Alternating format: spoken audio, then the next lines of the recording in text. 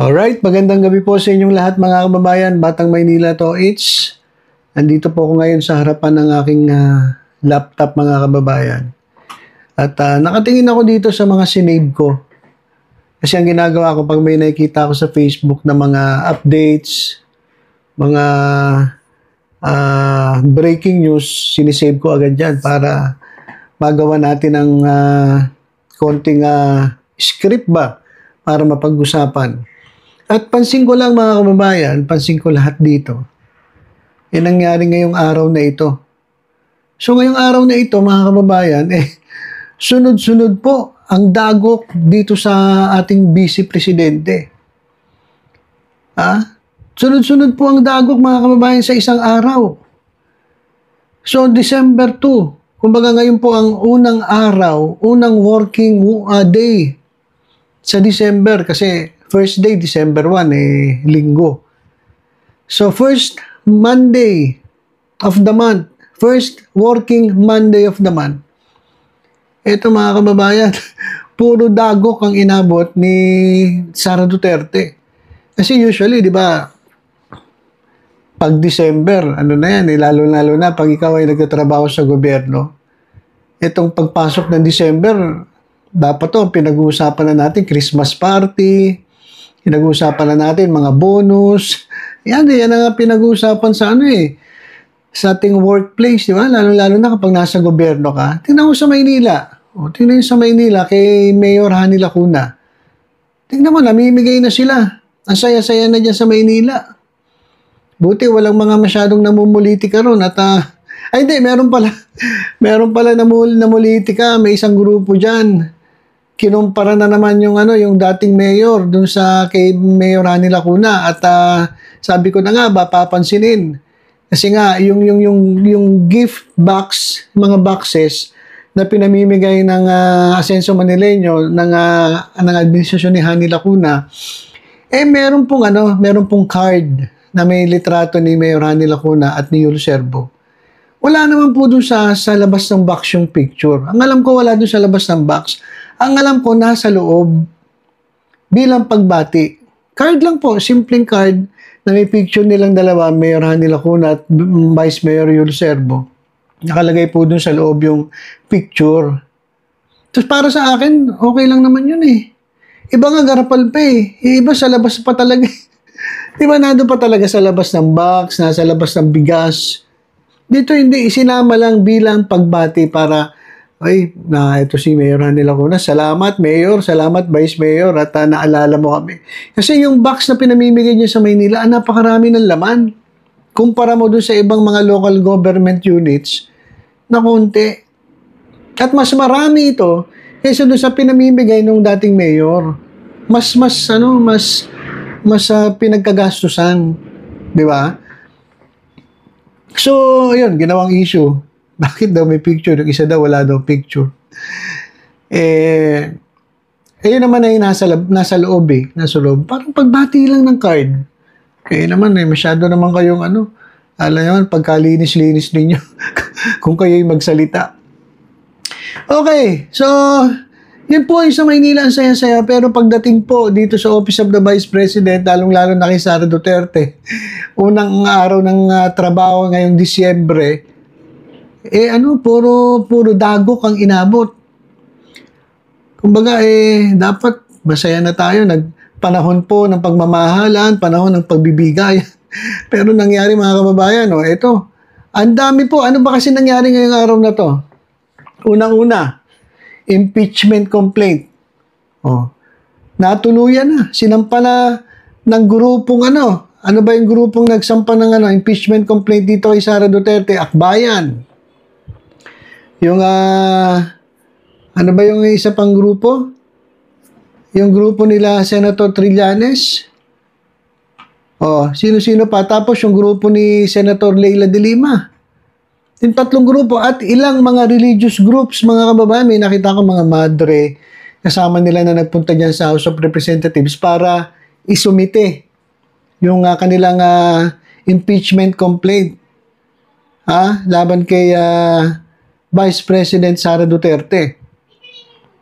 So yan yung yung unang-unang dagok na tanggap ni Sara Duterte ngayong araw na ito. At kailan magpapasko. Ganyan pa yung mga nangyari, mga kababayan. So, kahit na sinabi ni Presidente Marcos na wag nyo na ituloy yan, walang mangyari una-una, hindi naman importante yan si Sara Duterte. Para dun sa akbayan, para sa Magdalo pala yung isa.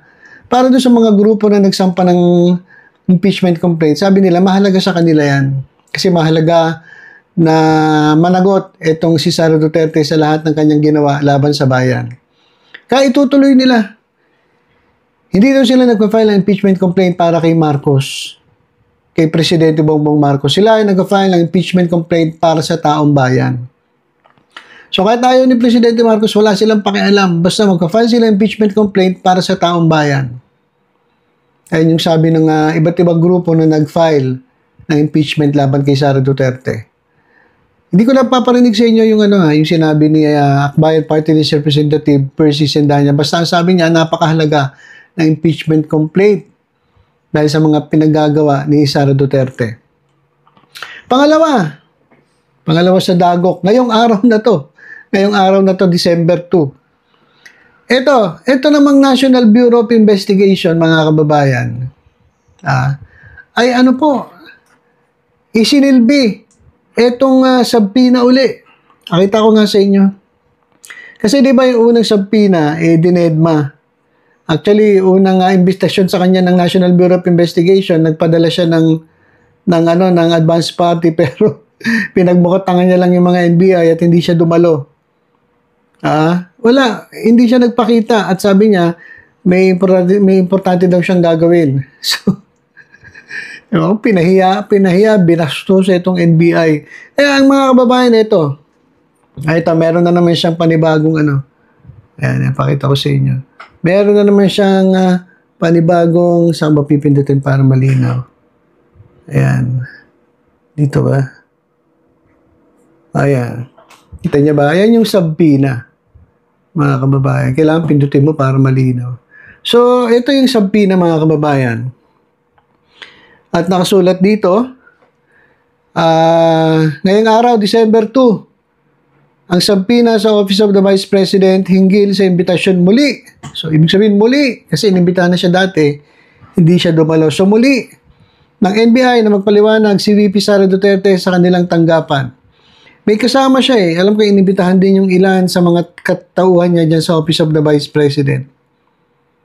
So, yan. Yan po yung yung binigay na subpoena. Yan po yung ilang mga litrato. Yan. Litrato po yan ng pagbibigay ng subpoena dyan sa Office of the Vice President. Yan. Yan po yung pangalawang dagok na inabot ni Sara Duterte ngayong araw na to. Okay, so meron pa. Ito, isa pa, mga kababayan. Ito, matindi rin ito. Ito, mga kababayan, Congress, bagamat sinabi ni Presidente Bongbong Marcos na ayaw niya na ituloy itong impeachment complaint laban kay Sara Duterte, nagsalita po itong Kongreso. Sabi ni House Secretary, ito po siya. Yan. Sabi ni House Secretary General Reginald Velasco, na itong pag-act ng Congress, pag-address ng Congress sa impeachment complaint na na-file po sa House ng mga grupong nabanggit natin kanina, ito po ay hindi it is not a matter of discretion, but a constitutional duty. Ibig sabihin, duty, mandato ng House na asikasuhin itong mga i-file impeachment complaint laban kay Sara Duterte. Hindi po ito kumbaga yung dahil kinakailangan lang, hindi. Ito po ay responsibilidad. Ito po ay duty, constitutional duty ng House of Representatives. So, hindi ito dapat binabaliwala. Hindi po ito dapat baliwalain. Kasi baka isipin ni Sara Duterte, isipin ng mga DDS dyan na ang salita na si Presidente Marcos, huwag niya naintindihin yan.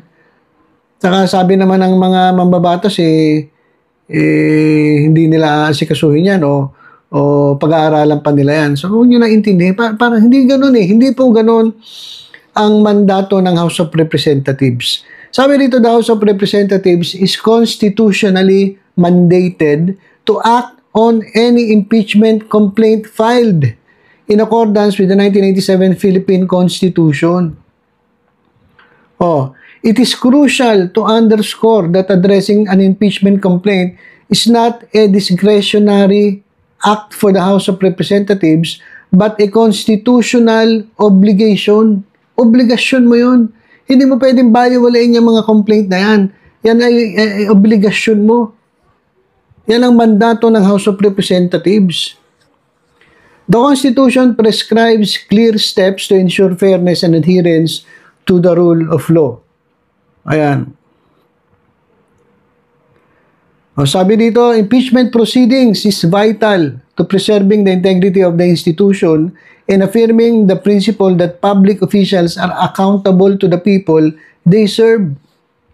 Kaya ang mangyayari mga kababayan, ito pong House will proceed with its duties in this matter, strictly adhering to the Constitution, its rules, and the principles of due process. The House of Representatives remains committed conducting the proceedings with transparency, impartiality, and full respect for the rule of law. This constitutional mandate is a vital function of Congress in maintaining public trust in government institutions. Yan. The House official also called on all parties to allow the legal process to take its course and ensure that truth and justice prevail. O yan, mga kababayan. So, hindi ito baka sabihin ng mga DDS, hindi, wala yan. Hindi. A-actionan yan ng House of Representatives. Hindi nila pwedeng baliwalain yan. Dahil mandato ng House of Representatives na ipatupad ang batas.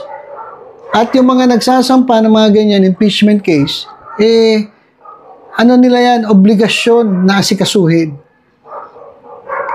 Kaya hindi pwedeng aya-ayahay itong kampo ni Sara Duterte. Dahil ito ay seryosong usapin. Seryosong proseso. Mga kababayan niya, impeachment. Maging itong may subpoena sa NBI. Ewan ko lang kung baka baliwalay na naman yan sa NBI katulad ng nangyari noong nakaraan. So yan po yung mga nangyari. Sa loob lamang ng isang araw, sunod-sunod ang dagok na inabot ni Sara Duterte.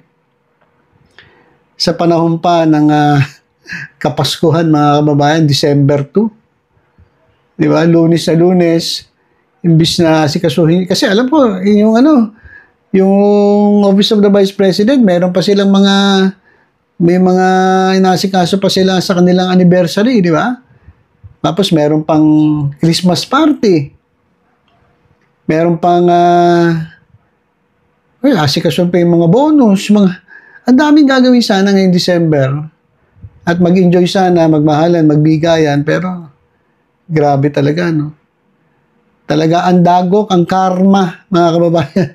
Ang karma, talagang dumadating dun sa least expected mo. Kala mo wala na, pero yung pala, eto na, dumating na. Sa mga panahon na hindi mo ina-expect. So, yun lang mga kababayan. At, yan po, ang dagok na inabot ng ating Vice Presidente. Sasabihin na naman nila, politika. Natin ko, this is more than politics. May politics din, may politika dito. Hindi naman tayo ugok din sabihin na hindi walang politika. May politika rito. Pero alam niyo, kayo yung mga politiko.